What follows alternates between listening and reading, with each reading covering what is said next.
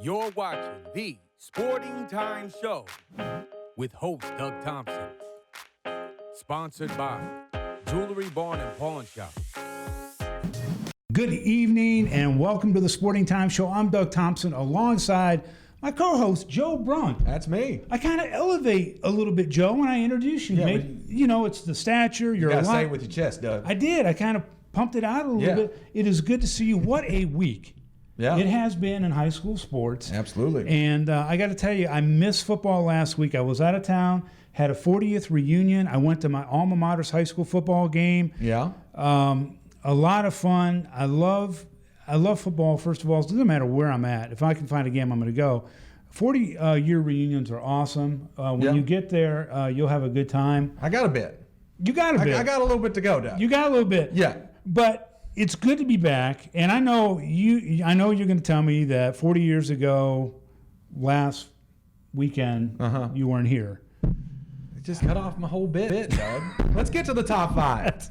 Let's do. Jeez, man. I'm sorry, man. I just took your thunder. Yeah. Let's do the top five. Absolutely. Starting off with number 5, a little college shout out. Former Bowling Green Purple D'Angelo Wilson having a great year at Austin Peay. He's a junior, has now become kind of their go-to receiver. Yeah, wow. Crazy. Gosh. And is tearing it up. In a game against East Tennessee State, he had 9 catches, 137 yards, and a touchdown. And I believe the catches and yards are both personal bests for him. So really starting to pick it up for the Governors down there at Austin Peay. You know, D'Angelo Wilson, he's not huge in stature, right? I mean, No. he's a smaller kind of guy, but boy, he's got the heart of a giant. Yep. He plays big. Not only is he a great football player, all you got to do is throw it to him, but he's an excellent basketball player just as well. a really great athlete Yeah. as well. He was very successful here at Bowling Green and seems to be carrying it on to Austin Peay. Congratulations, D'Angelo. By the way, if you have somebody that you would like us to recognize that's playing at the next level, shoot me an email. Absolutely. Right? Or hit us up on Twitter at Sporting Times. Yeah, just send us a message. We're all in on that. Yeah. Joe, number 4 on our top 5, Glasgow Scotties ranked number 1 in scoring and number 1 in points allowed, Yep. which means points allowed, they got a tough defense. Yeah. And Scotties, they're having a great season in 3A. But you and I talked about this, Joe. They're actually playing South Warren. They actually played them. They last actually night. played them, yes, because you and I taped the show before the game. So we don't know what the outcome is. But you and I have had debates on this. We have. And you kind of I lean toward the Spartans. you lean towards the Spartans I do. because they're having a great season as well. Yeah. I kind of lean the other way just because it's the home field of the Glasgow Scotties, which, by the way, is plush. It's natural grass. It's like a fairway at Augusta. It is absolutely beautiful. Yeah. So anyway, I got to lean towards the home team in this. Okay. Although you and I root for both of them. We root Absolutely. for all the teams. But so again, it's Saturday night. We should know. I mean, on Saturday night, we do know. We do know. Yeah. We don't know? We do. We do know. But anyway. What's happening, Doug? I don't know what's happening. Get it together. But the point of the matter is, somebody has won. We don't know Yeah. at this point. But number 4, Glasgow Skies, because they're just having a fantastic That's right. Absolutely. So we'll see. Yeah. Congratulations to both teams. Number 3, we've got a young lady who we talked about last week who won 2 out of 3 cross-country races, right? Yeah. Well, guess what? I'm going to ask you again, Joe. Oh, my goodness. What's that song? It's what? The one by... Oops. You did it. You got it on your top 5. You know what it is. Oh, it's a top 5 for me, Doug? What are you pinning on me?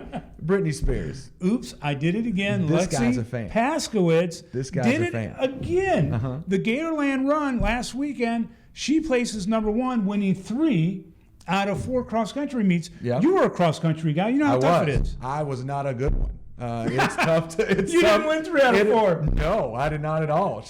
That's quite an impressive feat. I'll say that. Absolutely. Especially in this area, because there's a lot of really good runners in this Yeah. area. Greenwood's been known for years of having a great cross-country Yeah. program, and just reflects this area. Yeah, It's and talent. Lexi's just a junior at Bowling Yeah. Green High, so more to come from her. We've got number 2. We've got kind of a shared number 2. Yeah, 2 teams at the number 2 spot. We're talking a little soccer heading to the pitch.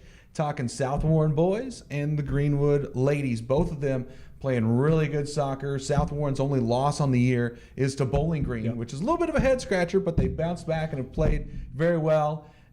they're a team to watch. And then Greenwood, I believe their only loss on the season is to Assumption. Right. And they have a tie in there as well. That's a professional team, so that's really good. Yeah, I mean, they've been playing really good. And so 2 teams dominant in the area. And as that season's coming to a close, 2 teams that look to be poised to make a deep run. And number 1 this week, how about the Fighting Whitting Hills? Oh, yeah. And I'm talking about the Greenwood Lady Gators volleyball, undefeated. Yep. In the state of Kentucky. In the state of Kentucky. Where did they have their losses? To a couple teams in Illinois. They were an invitational midway through the season. Illinois, no. Illinois doesn't count. But yeah, you're right, Doug. They are playing some top-notch volleyball. Looking really good. Again, it becomes that question of, can the public school teams make the run against the private schools when it comes to volleyball? We haven't really been able to see it since Greenwood did it back in the day. That's right. And they do it again. It was the combination of Alan and his wife. Yeah. They took the team, the only public team, to the state finals of a volleyball championship in the state of Kentucky. Congratulations to them. Mm-hmm. And Joe, before we go, talking about soccer, if we go back to soccer, one of the local teams here in Bowling Green has taken their game to the next level with technology. Yeah. Nathan Yazdani has a report on that. Calling all athletes with Nathan Yazdani. Thanks, Doug. Greenwood head soccer coach Luis Yontop is taking a unique approach in his endless journey to improve his soccer program. After going to several coaching conventions, Coach Yontop got the idea to bring in GPS tracking vests to help improve his team's fitness. With funding from their booster club, the Gators can now track their heart rate, how far they run, and where they are running during a training session. This data has given Coach Yontop an extra set of eyes during practice, as he can analyze each player's positioning and work rate during a training session. With a better understanding of how hard players are running in each practice, the Gators have also been able to limit injuries. It's been a good gauge to see their conditioning. Our transition is a lot quicker, our counterattack is a lot quicker, but sometimes you can overtrain the players, and by the time you play that match, they can't run because they're burnt. And also, that helps us with the injuries. If you're in shape, if you're conditioned, you'll have less injuries. With 9 seniors and nearly a full season ahead of them, the Gators believe that this is the year they can make their return to the 4th Region Championship. As far as engagement rings, or any ring for that matter, or any piece of jewelry, there's nothing that we probably cannot do. Every engagement ring imaginable is available here. We not only have in-stock pieces, but we also make custom-made jewelry. Anything that they are seeing in a mall-type setting, we can absolutely reproduce it if we don't already have it in stock. I will say we're very personable here. We try to make it very special for everybody.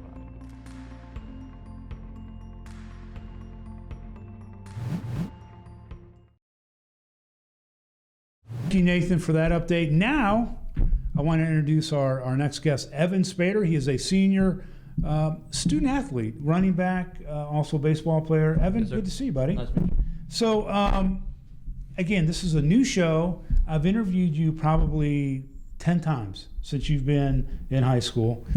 First time on our show here on WNKY. But, I want to learn a couple things. Everybody knows what you do on a baseball, football field, and we'll get to that in a second. But what was interesting, you're a Governor's Scholar. Yes, sir. So take me through how do you become a Governor's Scholar? It was a great experience. I learned about it from a friend, Rob Lawless, who's a grade above me. And he basically my mom had kind of been talking about it for a few years, but it was just like passing conversation. But Rob was like really big on it. Like he said, like you need to do it. So kind of looked into it, and it's a really nice program. If anyone's thinking about applying to it, I think they should. But it's based on academics. You have to have a certain GPA, is that correct? It's kind of more wholesome. So, GPA and academics for sure factors into it, but they also they have a scoring system based off of all academics, and then also extracurricular and any awards you've gotten over the years. Yeah. So anyway, congratulations, because I know a lot of student athletes in South Central Kentucky have participated in that. Obviously, it looks great on your resume, but it's also an interesting thing to do. I think you go to a college for 4 to 6 weeks, or? Yes, sir. I went to Center College for 5 weeks. Okay. And what is it? Is it study? What do you do there for 5 weeks? I'd say it's a good balance of you for sure learn a lot of stuff there, but then also it's about the connections you make. So I met a ton of friends there, and they do a good job of breaking the ice, because it's like a little taste of college, but you go there and you meet a bunch of friends, you make connections, and you just go from there. Great experience. Now, we talked a little bit about your family before we started. I know I've known your dad. He's the head coach of the Bowling Green Purples, which I want to ask you about that in a second. But you also have a set of twin brothers. And I said, and you told me that they were 4 years older. And I said, oh, okay, 4 years older. So they must have kind of ignored you, right? And you said it was just the opposite. Yeah. So you said they picked on you. Yeah, I mean, we're all in each other's business all the time. But 4 years, I mean, you had to be, well, not had to be, but were you that younger nagging brother that wanted to be with them everywhere they went? Yeah, I didn't think I was at the time, but I for sure was looking back. Is that right? Yes, sir. So, your dad, obviously, there's been a lot of father-son, mother-daughter combinations of head coaches and student-athlete. It seems like you and your dad have a great relationship and really kind of understand that, the coaching and the father. What is it like, though, from a son and a player's perspective? I've really enjoyed my experience with it, and I'm sure he'll say the same. But I mean, as far as that's concerned, like when we're at football, he's a coach and I'm a player, and we butt heads at time. And like, there's obviously a difference between me and the rest of the players, but I really respect the fact that he treats me the same. And sometimes it feels like he's taking it harder on me, but I really like it. And at the end of the day, we go home and he's my dad. Well, they say that. They say that, if your dad's your boss, you're harder on your son, or if he's the coach, he's harder on your son or daughter, which I think is true, because I've worked with people that have had fathers that have been presidents of companies, and, they don't mean to be. We don't mean to be, but it happens. So tell me the chemistry of your mom. I mean, is she the real head coach of the family? Yeah, especially if we're talking about sports at the dinner table, sometimes she'll just cut us off and she'll be like, no football tonight. Is that right? Yeah, so we'll just talk about whatever. So you have an interesting job. You're a academic all-star. You play on a really, really good football team. You're a very good football player, but you also work. Sir. Tell me the company that you work for. Let's give them a plug. I work for Whiskers Catfish Farm. Andy, if you're watching this, then you're welcome. Nice. But yeah, basically just work for this farmer and we farm fish and stock ponds and stuff. It's been a great experience. Work with my friend Tucker Preschooler. So how many years have you done that? This is going to be my second year coming up, but I mean, it hasn't been for very long because my brothers worked for him before me, but I've loved it while I've been there. So if I want to get fish to put in my own private pond, yes, not to fillet or eat on the griddle. I mean, you can eat them if you want, but that's your decision. I mean, all right. If you want to stock your pond, then fish them, then eat them. That's your choice. Really? But, yeah. So they got big fish? Oh, yeah. Really big fish. Wow, that's cool. So have you ever fished it? I mean, do you ever go out there? The way I fish isn't really with like a fishing line. When I'm fishing for him, we have to fish with a big net and catch them and put them in a tank and everything. But I like that. That's a little easier. Yeah. They must be big. You catch them with a net. So that's really cool. So check out where are they located at? Out Plano Road. And it's called Whiskers Catfish Farm. Whiskers all right. And they're plug. That's awesome. Yeah. All right. So you're senior. You're graduating in May. Where are you headed? Do you know yet? I'm not sure where I want to go to college. Leaning more towards just academic. I don't really think I want to play sports in college, but I mean, there's a lot of places that I'd like to go. I'm not really sure yet. I know that I'd probably like to study engineering. That's something that's got my interest recently. So are you the kind of student, I mean, would you go like far away if the opportunity presented itself, or do you kind of like to stay in the Kentucky area? The thing with my brothers, they went to UK and they're seniors right now, and I think they've found a happy medium where it's like they're at a good distance where if they needed something, they could come home, but at the same time, they're not like in the backyard. So, I mean, right. If I could get somewhere in that little range, then I'd be happy with that. I tell you what, it's been fun having you on the show. You still have half a season left of high school football, and you're also a really good baseball player. Do you have a preference of what sport you like better? No. I get asked that all the time. Actually, yeah. I got asked about that yesterday. But, is that right? I can't really pick a favorite. There's two completely different feels to it. I mean, football's real heavy on aggression, and I mean, both sports are attention to detail, but baseball is more like laid back, and it's more like a mental battle. You're focusing the whole game, and I'd say baseball is more mental and football is more physical, I'd say. So if there was a sport that you could play really well, because you play both baseball and football really well, other than baseball and football, what sport would you pick? Wait, can you rephrase the question? Sorry. Okay, so if you could play another sport, and you could play any sport you wanted to, hockey, be a Gotcha. boxer, be whatever, what is there a sport that you would pick other than baseball and football? Basketball? I'd probably run track in spring. I feel like that'd be fun. And maybe lacrosse. I feel like that has, I've gone to a few games that does a good job of like, it has like an aggressive side to it. So I mean, and I want to be able to play basketball. So you don't run track now? No, sir. I can't with baseball right now. Okay, gotcha. So listen, the last thing that you get to do today is you get to do the game show. And there's a little bit of pressure here. You're going to be timed. I'm going to ask you some questions. Are you up for it? Because I got the questions right here. Yeah, I'm excited. So Faith Martin has done it. Anna Haddock from Greenwood. So we got South Warren, Greenwood. Now we got Bowling Green. They made it. They made it through. I think you're going to handle this quite well. All right, fingers crossed. Listen, congratulations on a great career. I know you still have half season left, as I said before. But good luck with everything, and good luck with everything in the future. And thank you for stopping by and being our guest. Thank you for having me. All right, Evan Spader, Bowling Green High School. We're going to take a short break. When we come back, more other sporting times right here on WNKY NBC 40. Welcome back to the Sporting Times Show. One of the fastest growing and most successful NAIA conferences in the nation is the Mid-South Conference. And along with that, they're bringing to Bowling Green 21 conference championships to Warren County in 2019 and 20. Joining me now in studio is the commissioner of the Mid-South Conference, Eric Ward. Eric, good to see you. Good to see you, Doug. You know, not only is this the fastest growing conference, I think, correct me if I'm wrong, you just added 3 more colleges to the conference, but 21 conference championships in Warren County for 2019-20. How many were here 5 years ago? I think we started in 2015-16. I think spring 2015 was the first year we had any championships here, and we only had a couple. I think we did men's and women's bowling, and then baseball and softball.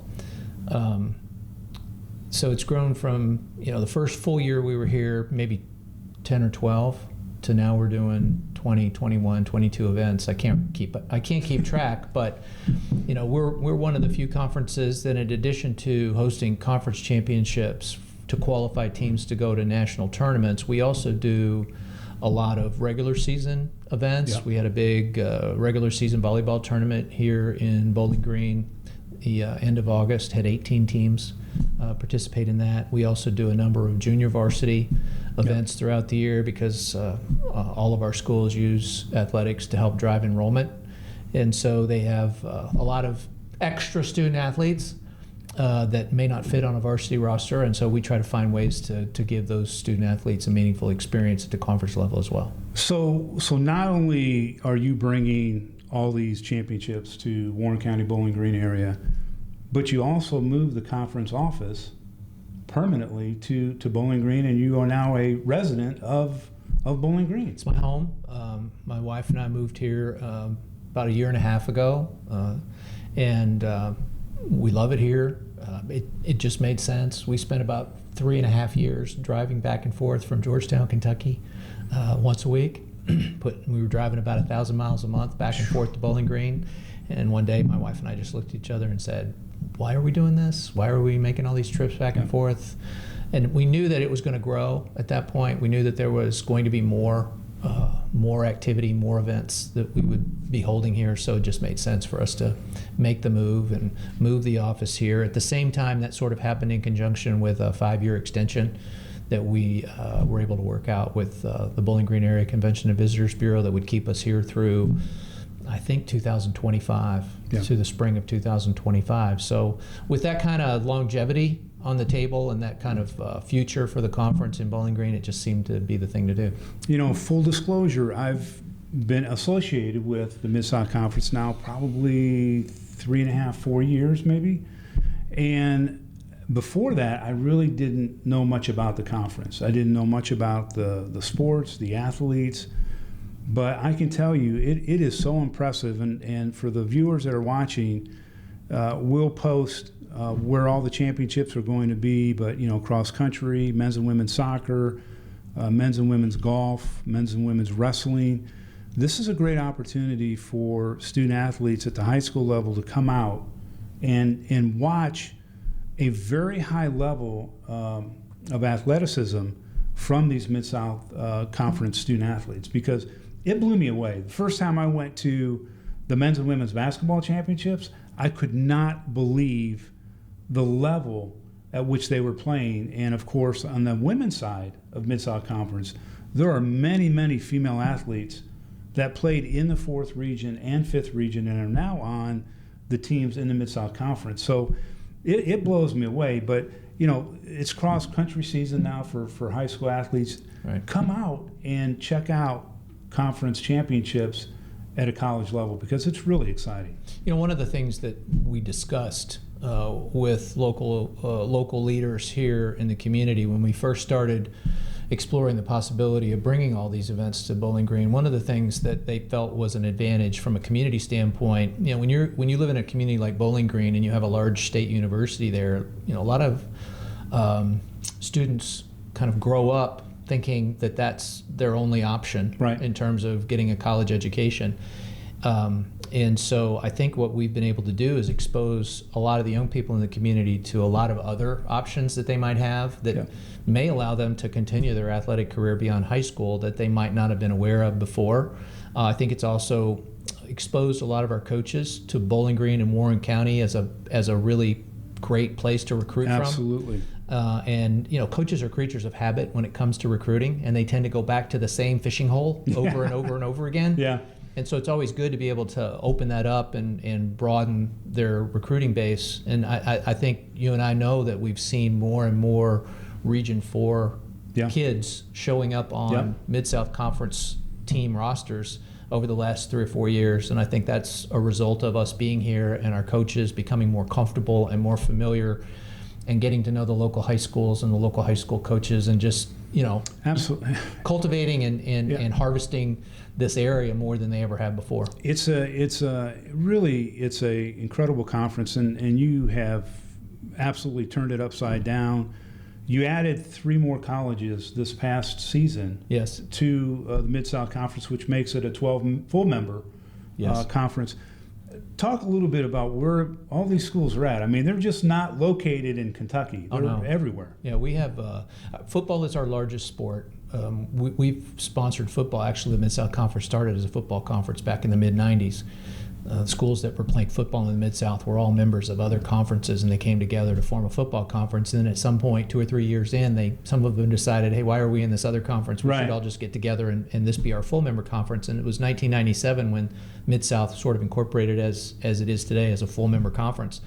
But we have schools all over the place.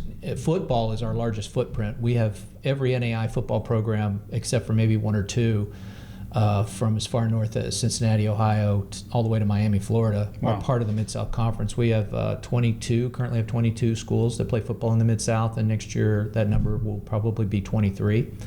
But we have 23 schools that play football. We have 15 schools that bowl in the Mid-South Conference. We've got schools in Mississippi, Alabama, Louisiana, Florida, Georgia, North Carolina, Virginia, Ohio, Indiana, Kentucky, Tennessee. So I think you passed. You got it. You got it all right. I think we have schools in 10 or 11 states. Yeah. And so we've got a very large footprint. We're the largest, when you count all of our full and affiliate members, we're the largest conference in the NAI. Yeah. I was speaking to the CVB and Amy, and we were talking a little bit about obviously the economic impact that 21 conference championships and then all the other ancillary programs that come to Bowling Green do. But obviously you were a big influence in presenting to the ADs and the people that made the decisions to bring things to Bowling Green. The support here is pretty incredible. Yes. The community's embraced us, for all intents and purposes, rolled out the red carpet for us. And it's grown into a very, very mutually beneficial relationship. When I first started as commissioner in the fall of 2013, one of the first things that the presidents charged me with was to find quality neutral site facilities for as many of our conference championships as we could. They wanted to create the best possible postseason experience for the student athletes on our member campuses, knowing that for many of them, the conference championship is the end of their season. It is their postseason experience. And so they wanted to try to recreate as much as we could afford to, try to recreate that national championship type of experience at the conference championship level. Sure. And that meant getting our championships off of member school campuses and getting them into quality neutral site facilities. When I first started talking with the folks at the CVB, it was really just about a few spring sports, because we knew we had to get far enough away from Louisville and Churchill Downs in late April, early May, just to get hotels to talk to us. And the more we talked, the more opportunities started to just sort of reveal themselves, and we just basically capitalized on those opportunities as they presented, and it's grown into what it is now, which is probably beyond what I envisioned at first, and probably what the folks at the CVB envisioned at first, but it's worked out very well. Yeah, it's exciting, and we are going to have you back on throughout the season to kind of update. We'll try to maybe even get some of the coaches to come on as student athletes that are from around this region that are now in the Mid-South Conference. One of the things that I really, really enjoy, and I think is just first class, is that every single sport has a banquet prior to the beginning of the championships, and you recognize student athletes for their academic achievements, for their character in sports, for maybe being named a player of the week. You have an all-conference team. It is just a first-class operation, and it's fun to be associated with it as much as I can be. 99% of our student athletes, when they finish their college athletic experience, that's the end of their college career. And athletics is not going to be the thing that sustains them through a significant portion of their life. It's going to become a hobby at best for most of them after they finish college. So the academics, the things that we can, the qualities, the character qualities that we can instill and reinforce with them through their 4 or 5 years with their member institutions in the Mid-South Conference, those things in the long run are going to be much more important to those young people than the wins and the losses and the national championships and all that, because those things are not going to monetize, and those things are not going to provide financial security and stability for them and their families going forward. It's the other things that are going to be more important to them. And so we try as much as we can. You know, coaches like to win. Right. So that kind of takes care of itself. You don't really have to encourage coaches to win. No. We spend our time trying to encourage the other things. Joe, what a great show. Thank you, Eric Ward, and also Evan Spader. Congratulations on your successes. Joe, if the public would like to get a hold of us, any sports events, you want to see somebody on the show, how do they get a hold of us? Very easy way to do it. First of all, just find Doug Thompson, because he's all over the place. But if you can't find him, find us on Twitter @SportingTimes, Facebook.com/TheSportingTimes. We're posting stuff there all the time as well. And the website, stfanclub.com. Got all the live coverage there. Videos go up there as well. So a lot of ways to catch up with Sporting Times.